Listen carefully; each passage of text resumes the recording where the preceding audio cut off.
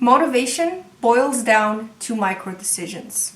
Hi everyone. Today I just want to have an honest talk on the topic of motivation, especially now that we are all stuck at home with nowhere to go and no one to see. I'm pretty sure I speak for all of us when I say that motivation sure took one heck of a hit in the cojones. Am I right? So when we are faced with uncertain, seemingly hopeless times, how do we motivate ourselves to do anything really? I just want to share with you what has worked for me and what made me become more motivated and more productive while being cooped up in this tiny apartment. Starting with two things that really changed my perspective on motivation. The first one is internalizing the fact that us as human beings, we are very adaptable. This is why we've survived for so long. We took so many hits in our past, whether it be natural disasters or, the Spanish flu. The second I internalized this innate human nature of adaptability, I regained confidence in myself to make the best of my new reality. And I'm not gonna lie, it took me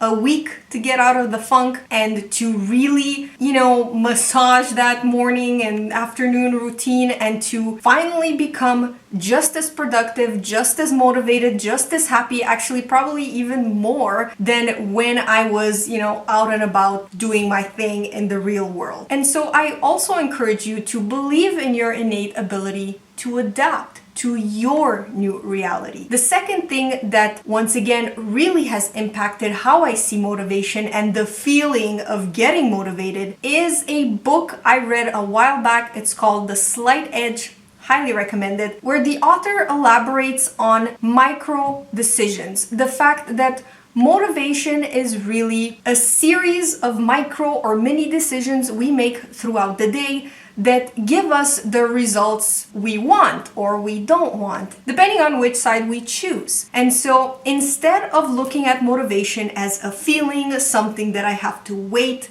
for it to magically and spontaneously come out, I just look at it now as a decision. The key really is to make these micro decisions conscious so you can act on them with your best interest in mind. What I do, because I'm a visual person, and you can do this in the beginning, but you don't have to do this every time because it gets a bit, exhausting, is a simple T-chart. There's really nothing to it. The title speaks for itself. It's a T, and you have your micro decision of the day. Eat chips or take the time to make myself oatmeal because, chips for breakfast isn't really very Sorry, Mom. My mom's a nutritionist, so. This really helps you see your decision in front of you and actively look at both sides and be like, yeah, how is this little exercise linked to motivation? It makes you aware that motivation is within your control. And trust me, that is so powerful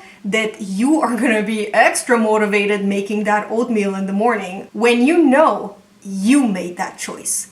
Not a feeling, you made that choice. Moving on to another little tip or trick I have, and I learned this from Mel Robbins. I'm pretty sure you're familiar with her 5-second rule, meaning whenever you want to do something that you kind of don't want to do and you don't feel motivated to do it, you count backwards 5, 4, 3, 2, 1, and then you do it, whether you feel like it or not. And I'm pretty sure she explains this better than I will, but this little trick has to do with our tendency to hesitate before doing something that we are uncertain of, or even something that causes us even the minimal discomfort, like getting off the couch and sitting at a desk to listen to our online lectures. Hesitation sends a stress signal to the brain, which make us take a step back and really emphasize the risks and the seemingly dangerous things that can happen to us when we get off the couch. It takes a little bit of practice. The first time I heard of this, I'm like, wow, kind of hocus pocus. How can I just, convince my body to do that when it doesn't wanna?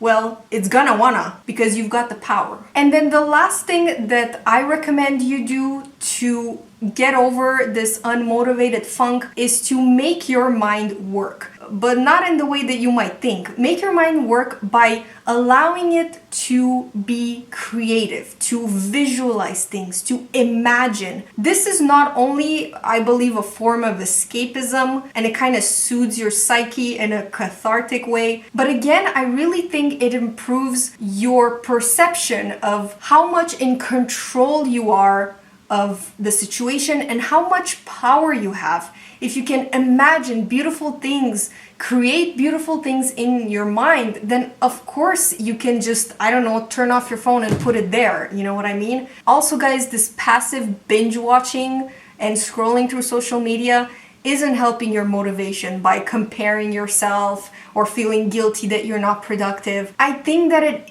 hurts you more than it does good. So instead of that, allow your mind to wander and to think of beautiful things that inspire you because they come from you. So a book that I want to recommend that really allows you to transport yourself and create a beautiful story is The Alchemist by Paulo Coelho. I'm pretty sure a lot of you have read it. If you haven't, what are you waiting for? It is a classic. And again, I feel like this book, when you're unmotivated, it does wonders. If you have any book recommendations, please leave them down below because I am on a reading binge and you should be too. So with that being said, thank you so much for watching. Please don't forget to give this video a thumbs up if you like it and subscribe to me if you like what you see because I post new videos every Thursday. Believe in yourself, believe in your ability to adapt, believe in your ability to make the right micro decisions, and you will regain control over your motivation.